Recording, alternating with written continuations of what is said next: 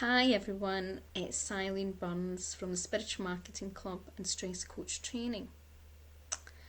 So in today's video I want to talk about niching and why it's so important that you choose a niche that you are best suited for, but also a niche that, it's something that's needed. When you're niching down, it's not just about just choosing an audience and a specific audience. It's about choosing an audience that are going to invest in your product, or service. So you have to understand that it's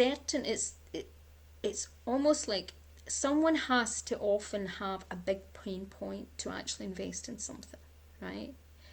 And if you are not addressing a pain point that someone, and particularly your ideal client, your soul client, is not willing to invest in, then you have a problem, right? And sometimes it's that you're actually focusing on the wrong audience, or you're trying to sell something that they're not interested in. So I'll give you some examples. So I can know, and many times in my work, just like a lot of healers and coaches know, we know what our clients need. But what our clients need and what they want to invest in is a whole different thing, right? Because the ego gets involved, right? Often people just want quick fixes. They don't want to actually go and solve the real issue, and that comes to even when I'm helping people in their business. They just want to do something now, a quick fix. There might be a whole big gap in the business and a big thing that's glaring that needs to be fixed, and that should be addressed first. But they don't want to look at that, or they don't want to see that. They're not ready to see that, and they just want to. A lot of the things I get all the time is I just want more clients, right? So they're coming from not building a strong foundation in the business. They're coming from another perception. Now, I can do lots of things to try and have an influence to show that there is certain reasons why they should go do this way. But if they're not ready, you cannot drag, something to what is it, horse to water. You cannot drag something that's not, you can't drag something that's not willing to go there. I don't even think I got the right analogy there. But what I mean is, you can't force someone, right? And I remember years ago, and I've mentioned this group before, I set up a group and it was empaths and sensitives, and I did quite a few mistakes. So first of all, I opened it to all empaths and sensitives, and there was a lot of people entering the group that just realised they were empaths and sensitives, but there were many people who never invested in their well-being or their self-care or their spirituality, right? And there was me at the opposite end of the spectrum. I'm someone that has been 30 years and has invested highly. I've made lots of sacrifices when other people were buying fancy shoes, hats, bags, fancy houses, fancy shoes. I was investing in my health, my spirituality, and in all this training. So here is me at a certain level and invested highly in lots of teachers around the world to understand these challenges a wee bit more, because also I had very extreme challenges. And at the other end of the spectrum enters a group who never invest, right? Or rarely invest. Now, I'm not saying all of them did, but there was quite a high degree. Also, there was a lot of, they were still in victim, really high degrees of victim mentality, where they were not ready to start taking self-responsibility, right? So quite a few people that I know, and even people that were in the group that are healers and therapists, kind of recognised right away there was a lot of things, dynamics going on, and it was a group where there was a lot of taking, even though these generally people are empathic and highly sensitive, tend to be givers. There was a lot of people who had so much overgiven that actually in the group were taking, and they wanted more and more and more, and they just wanted more and more for free. And I would get inundated by messages, by all sorts of things, big long emails in response to things, people expecting me to give them advice and do things for absolutely nothing. So I made big mistakes there, even though it's funny how we all can make mistakes. Sometimes we're so close to the situation we don't realise what we've created. And I'll be honest, it took me ages to close that group because I enjoyed what I did, but what I'd done, I'd set myself up for a fall because I wasn't selective enough of who I was choosing to work with. My marketing wasn't selective enough. I hadn't niched down enough.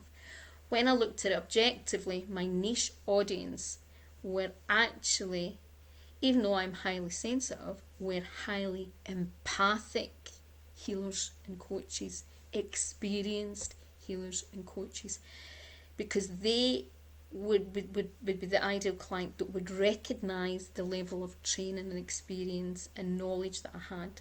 Someone that's new and has never worked with anybody wouldn't understand the difference with someone that was working on an introductory level and someone that was more experienced. So they didn't also value or understand the depth of what I was offering.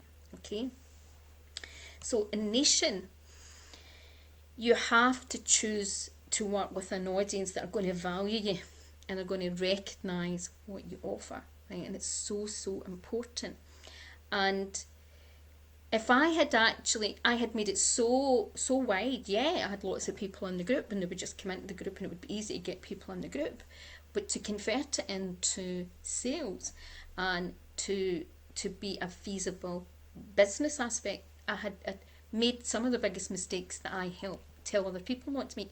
I was just so close to the situation, and I wanted to share this sort of work. I hadn't niched down enough. So a lot of people at that point were saying, well, empaths and sensitive, that's a niche, but it was not niched down enough. Now it's funny, I naturally attract highly empathic healers that are also very similar archetype to me. So I'm now very niched, but it's far more healthy for me. I get work with clients that are on the same, they're aligned with me, they have very similar values to me, they want to work with me, and they continue to do other types of work with me, right? And that's what you want. When you hit a match in a perfect niche, everything goes much more smoothly. You don't have lots of challenges. You don't have people expecting other things, and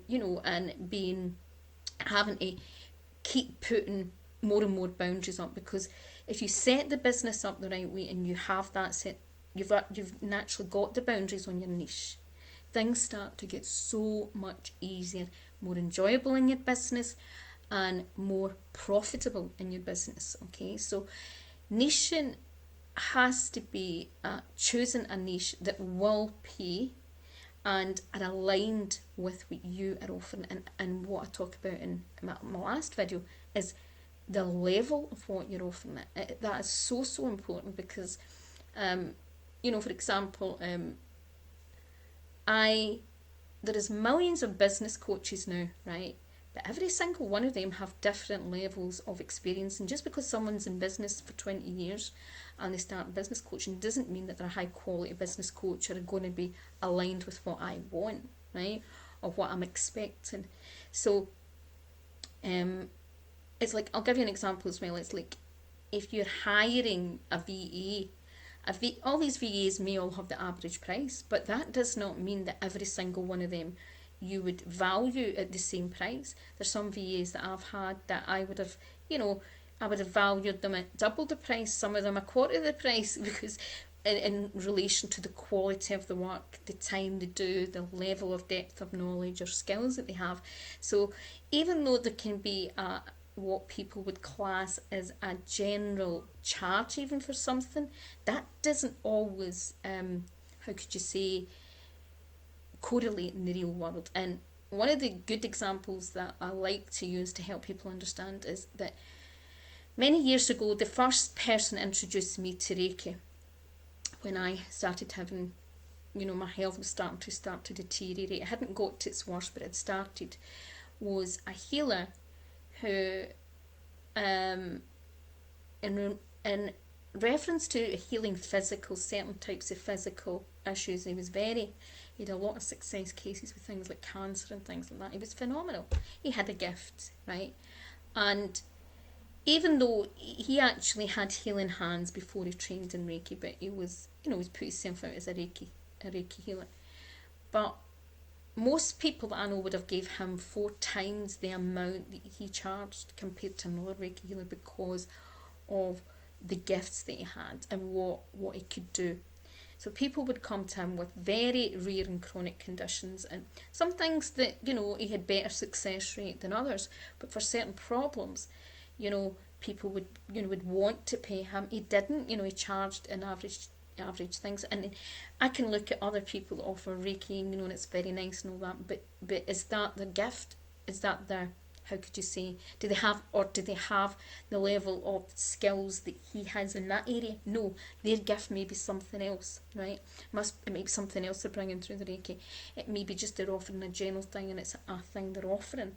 So just because someone offers a certain modality does not mean that the solution that they solve is exactly the same as someone else and it has the same value. It doesn't. That's the reality. So I think this is where sometimes training schools, the way that it's sold to, how could you say, their therapists, I don't always agree with it. For example, I see a lot of training schools that say that this is the set price that you charge and only that. But the reality is, some of their therapists are better than others. Some of their coaches are better than others. Some of their coaches and therapists have skills in other areas that make them more efficient or more skilled.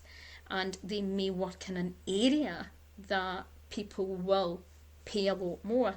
They may work, or someone else may work or live in another area where people just wouldn't invest in that sort of money. So everything's, for every individual and every type of business, an ideal client is completely different.